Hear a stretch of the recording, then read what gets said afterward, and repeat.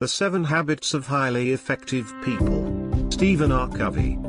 In more than 25 years of working with people in business, university, and marriage and family settings, I have come in contact with many individuals who have achieved an incredible degree of outward success, but have found themselves struggling with an inner hunger, a deep need for personal congruency and effectiveness, and for healthy, growing relationships with other people.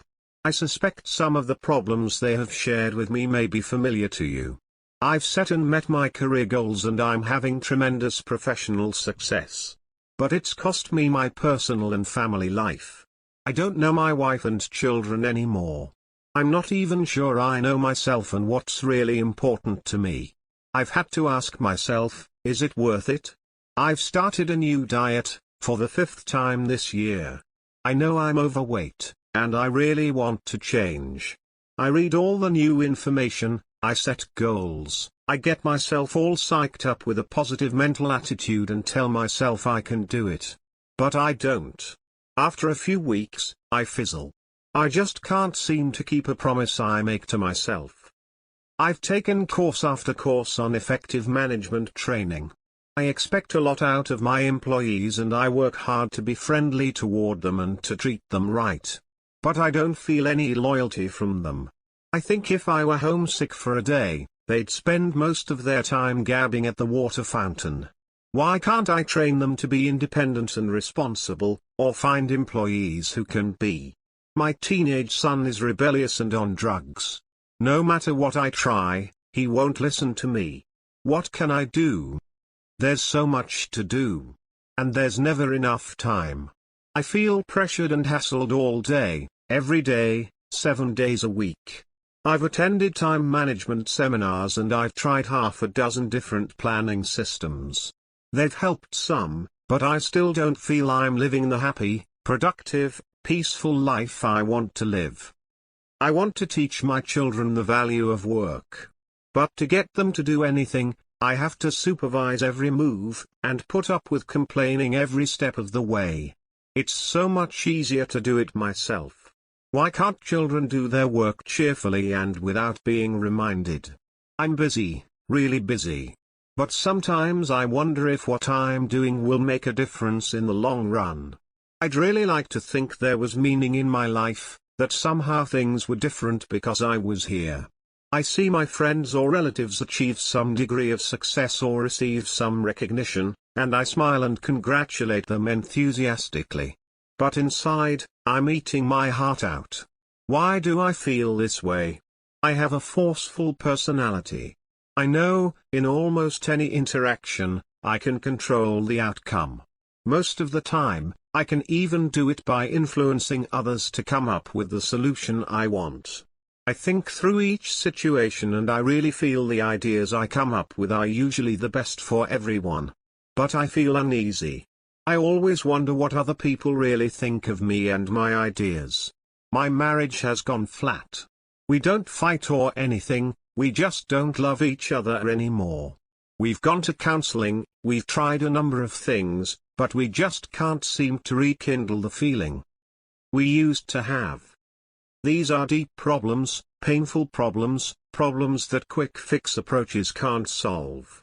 A few years ago, my wife Sandra and I were struggling with this kind of concern. One of our sons was having a very difficult time in school. He was doing poorly academically, he didn't even know how to follow the instructions on the tests, let alone do well in them. Socially he was immature, often embarrassing those closest to him. Athletically, he was small, skinny, and uncoordinated, swinging his baseball bat, for example, almost before the ball was even pitched. Others would laugh at him. Sandra and I were consumed with a desire to help him. We felt that if success were important in any area of life, it was supremely important in our role as parents. So we worked on our attitudes and behavior toward him and we tried to work on his.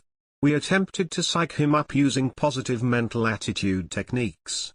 Come on, son. You can do it. We know you can. Put your hands a little higher on the bat and keep your eye on the ball. Don't swing till it gets close to you. And if he did a little better, we would go to great lengths to reinforce him. "That's good, son, keep it up." When others laughed, we reprimanded them. "Leave him alone."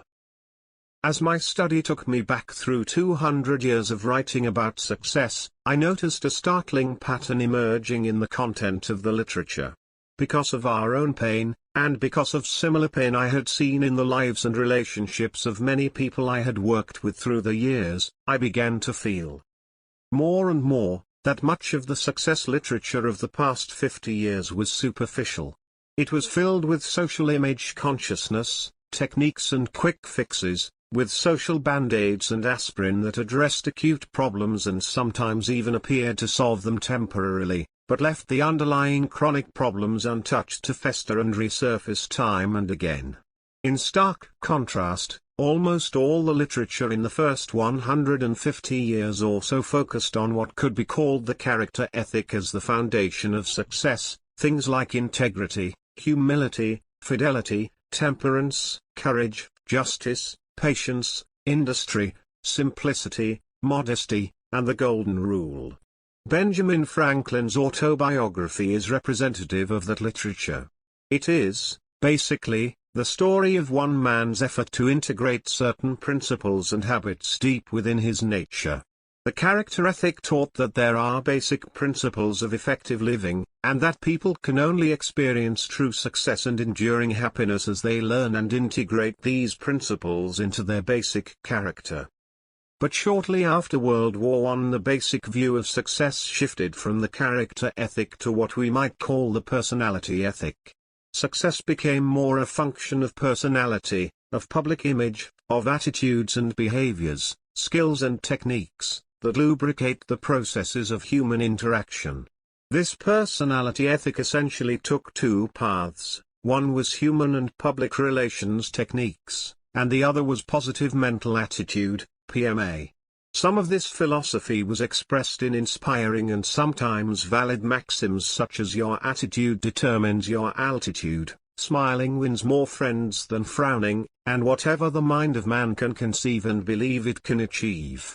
Other parts of the personality approach were clearly manipulative, even deceptive, encouraging people to use techniques to get other people to like them, or to fake interest in the hobbies of others to get out of them what they wanted, or to use the power look, or to intimidate their way through life.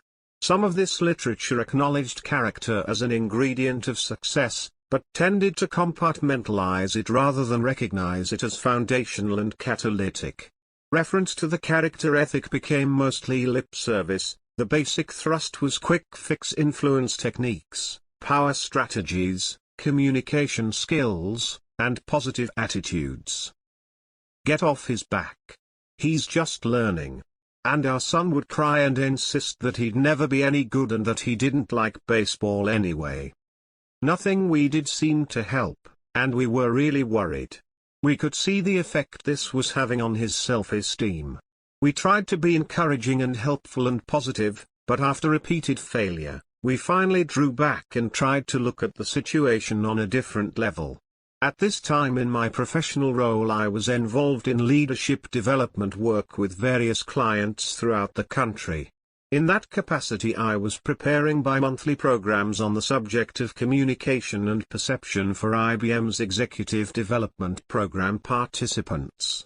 As I researched and prepared these presentations, I became particularly interested in how perceptions are formed, how they behave. This led me to a study of expectancy theory and self-fulfilling prophecies, or the Pygmalion effect, and to a realization of how deeply embedded our perceptions are. It taught me that we must look at the lens through which we see the world, as well as at the world we see, and that the lens itself shapes how we interpret the world. As Sandra and I talked about the concepts I was teaching at IBM and about our own situation, we began to realize that what we were doing to help our son was not in harmony with the way we really saw him. When we honestly examined our deepest feelings, we realized that our perception was that he was basically inadequate, somehow behind. No matter how much we worked on our attitude and behavior, our efforts were ineffective because, despite our actions and our words, what we really communicated to him was, "You aren't capable. You have to be protected. We began to realize that if we wanted to change the situation, we first had to change ourselves. And to change ourselves effectively, we first had to change our perceptions. The personality and character ethics. At the same time, in addition to my research on perception, I was also deeply immersed in an in-depth study of the success literature published in the United States since 1776. I was reading or scanning literally hundreds of books, articles, and essays in fields such as self-improvement, popular psychology, and self-help. At my fingertips was the sum and substance of what a free and democratic people considered to be the keys to successful living. This personality ethic, I began to realize, was the subconscious source of the solutions Sandra and I were attempting to use with our son.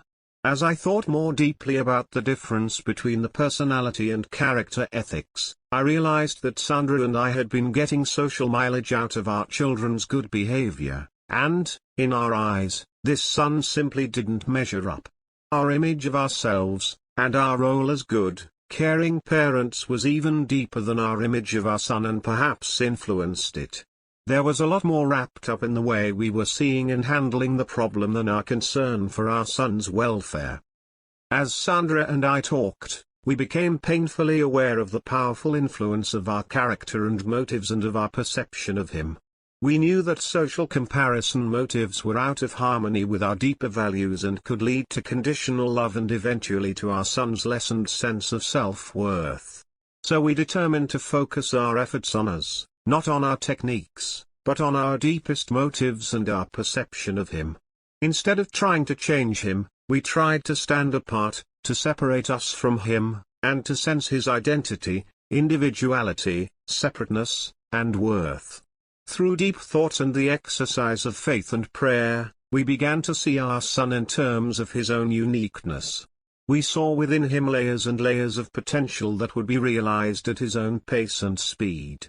We decided to relax and get out of his way and let his own personality emerge. We saw our natural role as being to affirm, enjoy, and value him.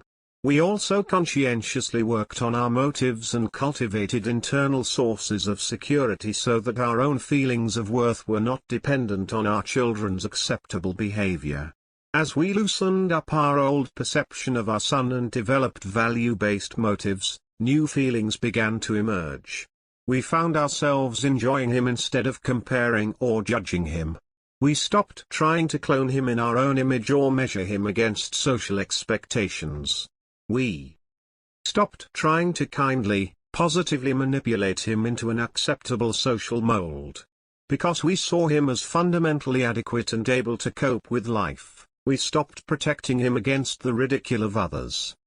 He had been nurtured on this protection, so he went through some withdrawal pains, which he expressed and which we accepted, but did not necessarily respond to. "We don't need to protect you," was the unspoken message. "You're fundamentally okay." As the weeks and months passed, he began to feel a quiet confidence and affirmed himself. He began to blossom, at his own pace and speed. He became outstanding as measured by standard social criteria, academically, socially and athletically, at a rapid clip, far beyond the so-called natural developmental process. As the years passed, he was elected to several student body leadership positions, developed into an all-state athlete and started bringing home straight A report cards.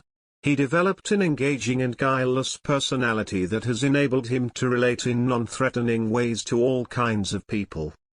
Sandra and I believe that our son's socially impressive accomplishments were more a serendipitous expression of the feelings he had about himself than merely a response to social reward. This was an amazing experience for Sandra and me, and a very instructional one in dealing with our other children and in other roles as well. It brought to our awareness on a very personal level the vital difference between the personality ethic and the character ethic of success. The psalmist expressed our conviction well: "Search your own heart with all diligence, for out of it flow the issues of life." The price must be paid and the process followed. You always reap what you sow, there is no shortcut. This principle is also true, ultimately, in human behavior, in human relationships. They, too, are natural systems based on the law of the harvest.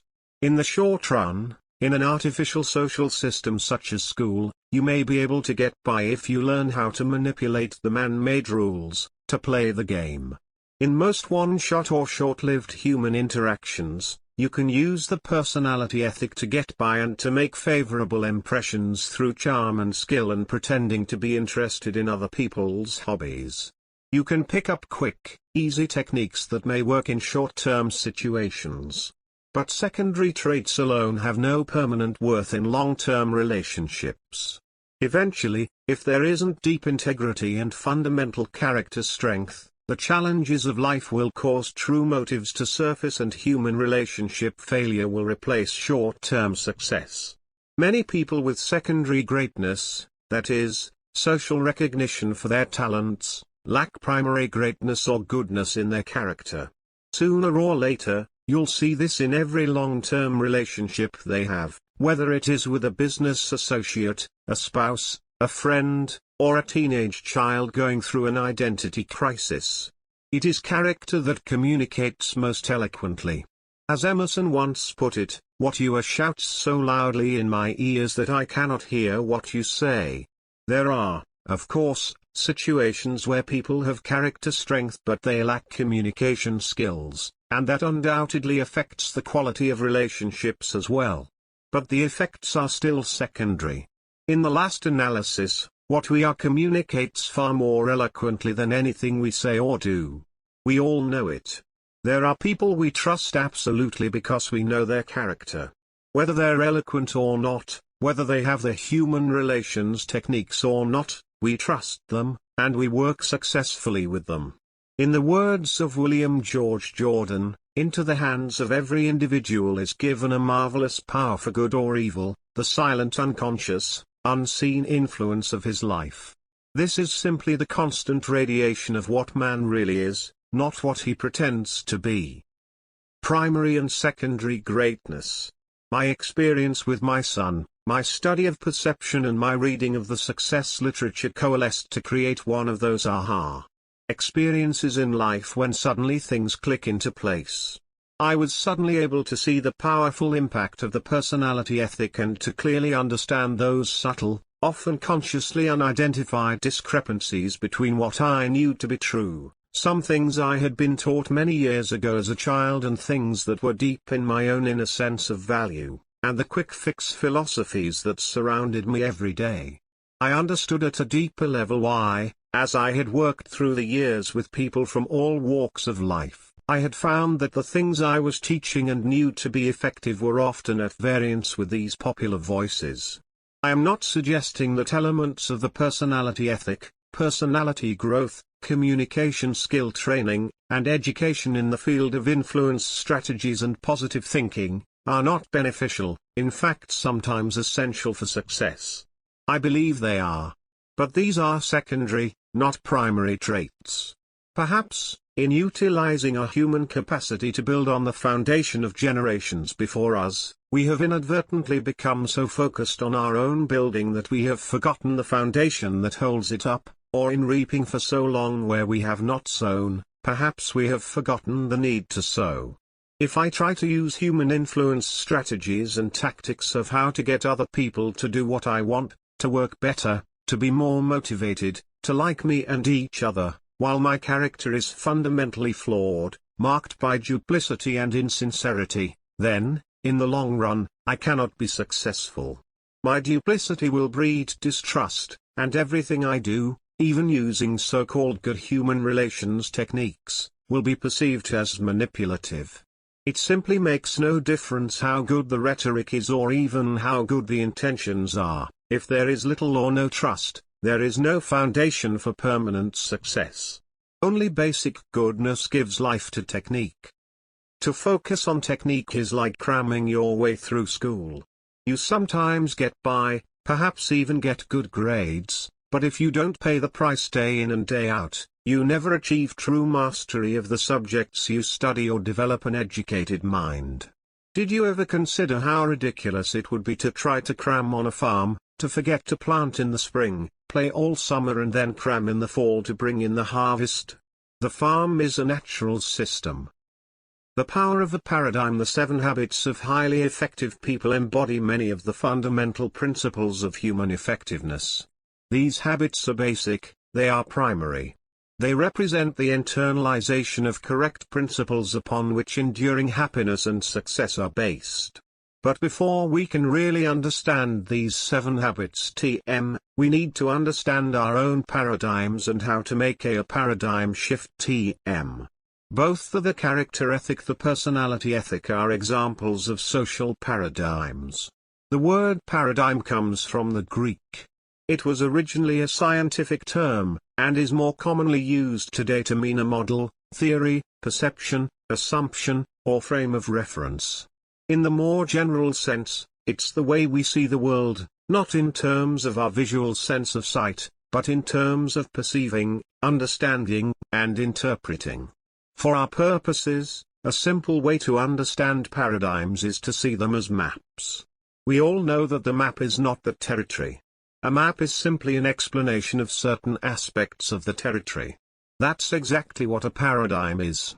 It is a theory, an explanation, or model of something else. Suppose you wanted to arrive at a specific location in central Chicago. A street map of the city would be a great help to you in reaching your destination. But suppose you were given the wrong map. Through a printing error, the map labeled Chicago was actually a map of Detroit. Can you imagine the frustration, the ineffectiveness of trying to reach your destination? You might work on your behavior, you could try harder, be more diligent, double your speed. But your efforts would only succeed in getting you to the wrong place faster. You might work on your attitude, you could think more positively. You still wouldn't get to the right place, but perhaps you wouldn't care. Your attitude would be so positive, you'd be happy wherever you were. The point is, you'd still be lost. The fundamental problem has nothing to do with your behavior or your attitude. It has everything to do with having a wrong map. If you have the right map of Chicago, then diligence becomes important, and when you encounter frustrating obstacles along the way, then attitude can make a real difference. But the first and most important requirement is the accuracy of the map. Each of us has many maps in our head, which can be divided into 2 main categories: maps of the way things are, or realities, and maps of the way things should be, or values. We interpret everything we experience through these mental maps. We seldom question their accuracy, we're usually even unaware that we have them. We simply assume that the way we see things is the way they really are or the way they should be. And our attitudes and behaviors grow out of those assumptions. The way we see things is the source of the way we think and the way we act. Before going any further, I invite you to have an intellectual and emotional experience. Take a few seconds and just look at the picture on the following page. Now look at the picture below and carefully describe what you see. Do you see a woman? How old would you say she is? What does she look like? What is she wearing? In what kind of roles do you see her? You probably would describe the woman in the second picture to be about 25 years old, very lovely, rather fashionable with a petite nose and demure presence. If you were a single man, you might like to take her out. If you were in retailing, you might hire her as a fashion model. But what if I were to tell you that you're wrong? What if I said this picture is of a woman in her 60s or 70s who looks sad, has a huge nose, and certainly is no model? She's someone you probably would help cross the street. Who's right? Look at the picture again. Can you see the old woman? If you can't, keep trying. Can you see her big hook nose? Her shawl? If you and I were talking face to face, we could discuss the picture. You could describe what you see to me, and I could talk to you about what I see. We could continue to communicate until you clearly showed me what you see in the picture and I clearly showed you what I see. Because we can't do that, turn to page 45 and study the picture there and then look at this picture again. Can you see the old woman now? It's important that you see her before you continue reading. I first encountered this exercise many years ago at the Harvard Business School. The instructor was using it to demonstrate clearly and eloquently that two people can see the same thing, disagree, and yet both be right. It's not logical, it's psychological. He brought into the room a stack of large cards, half of which had the image of the young woman you saw on page 25, and the other half of which had the old woman on page 45. He passed them out to the class, the picture of the young woman to one side of the room and the picture of the old woman to the other.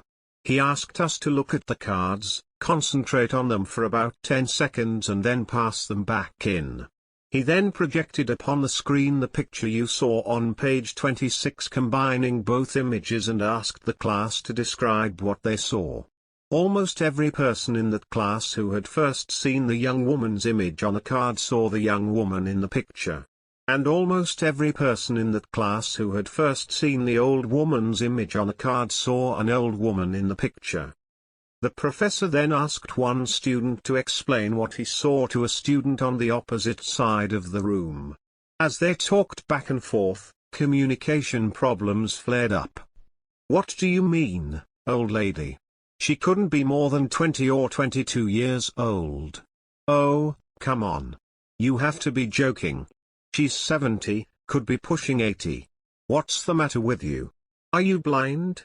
This lady is young, good looking. I'd like to take her out. She's lovely." Lovely? She's an old hag.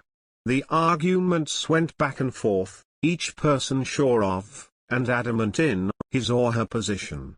All of this occurred in spite of one exceedingly important advantage the students had. Most of them knew early in the demonstration that another point of view did, in fact, exist, something many of us would never admit. Nevertheless, at first, only a few students really tried to see this picture from another frame of reference.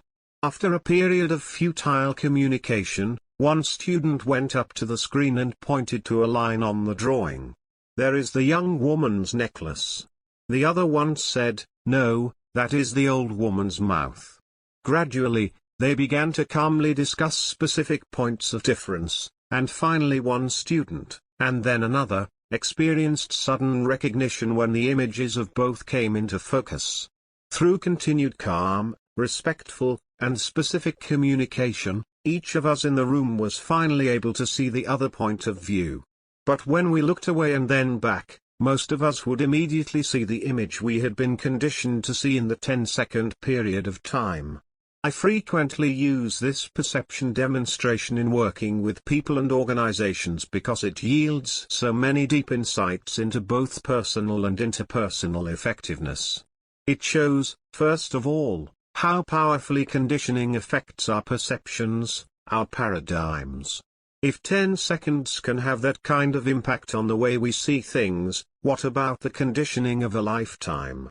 The influence is in our lives, family, school, church, work environment, friends, associates, and current social paradigms such as the personality ethic.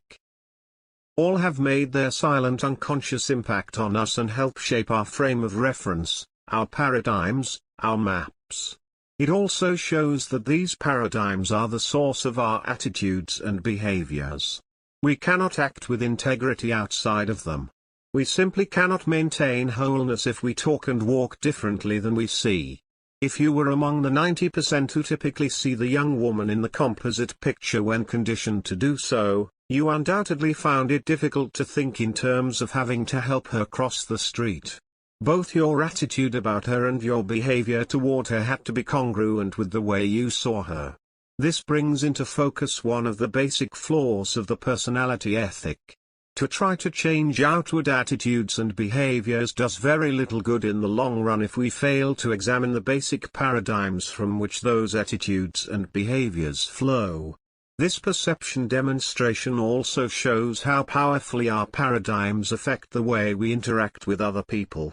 As clearly and objectively as we think we see things, we begin to realize that others see them differently from their own apparently equally clear and objective point of view.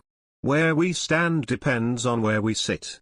Each of us tends to think we see things as they are, that we are objective. But this is not the case. We see the world, not as it is, but as we are, or, as we are conditioned to see it. When we open our mouths to describe what we see, we in effect describe ourselves, our perceptions, our paradigms. When other people disagree with us, we immediately think something is wrong with them. But, as the demonstration shows, sincere, clear-headed people see things differently, each looking through the unique lens of experience. This does not mean that there are no facts.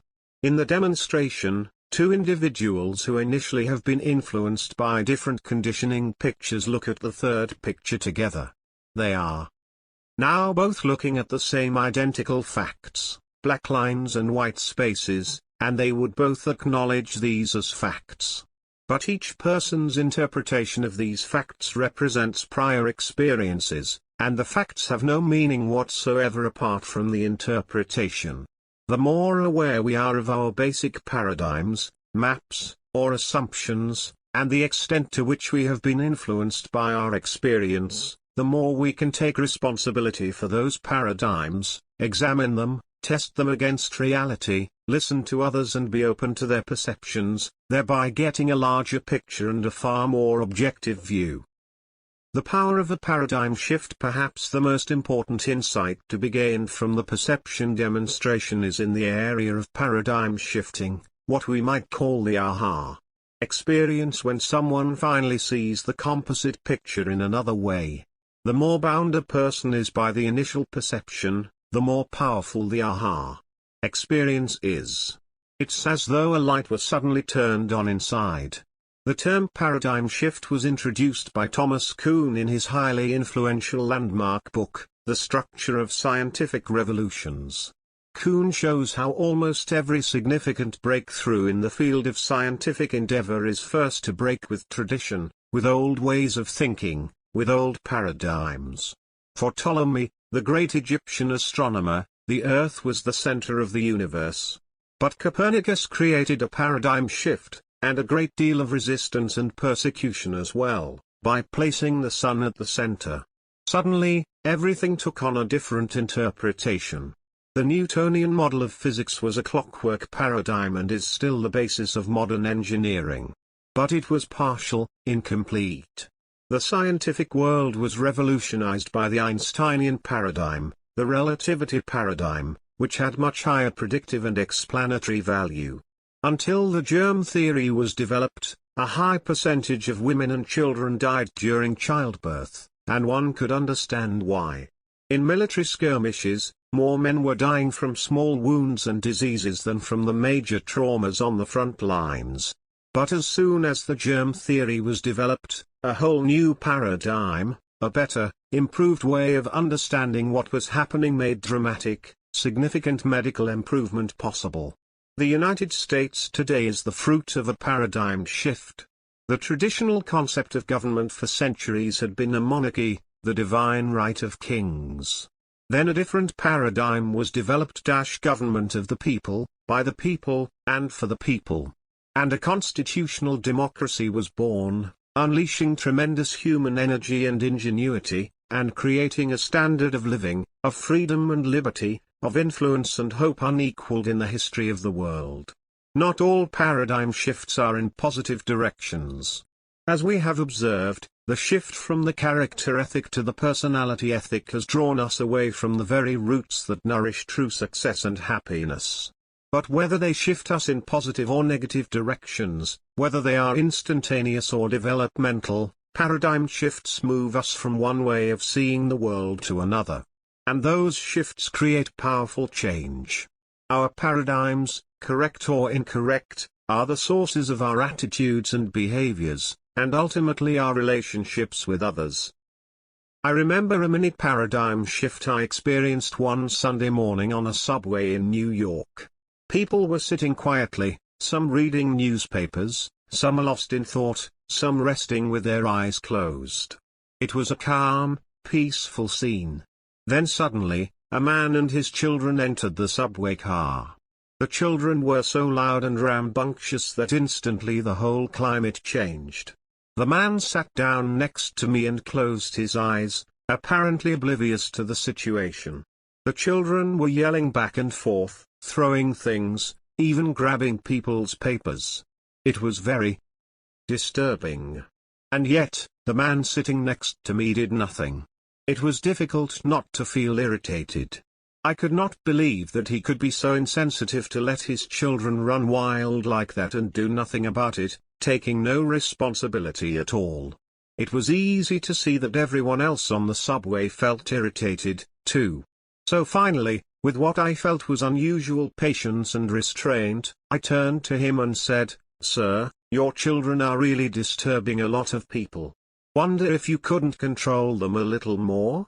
The man lifted his gaze as if to come to a consciousness of the situation for the first time and said softly, "Oh, you're right. I guess I should do something about it. We just came from the hospital where their mother died about an hour ago. I don't know what to think, and I guess they don't know how to handle it either." Can you imagine what I felt at that moment? My paradigm shifted. Suddenly I saw things differently, I felt differently, I behaved differently. My irritation vanished. I didn't have to worry about controlling my attitude or my behavior. My heart was filled with the man's pain. Feelings of sympathy and compassion flowed freely. "Your wife just died? Oh, I'm so sorry. Can you tell me about it? What can I do to help?" Everything changed in an instant.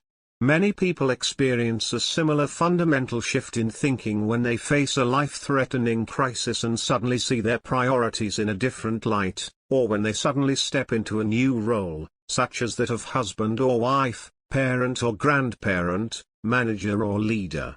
We could spend weeks, months, even years laboring with the personality ethic trying to change our attitudes and behaviors and not even begin to approach the phenomenon of change that occurs spontaneously when we see things differently. It becomes obvious that if we want to make relatively minor changes in our lives, we can perhaps appropriately focus on our attitudes and behaviors.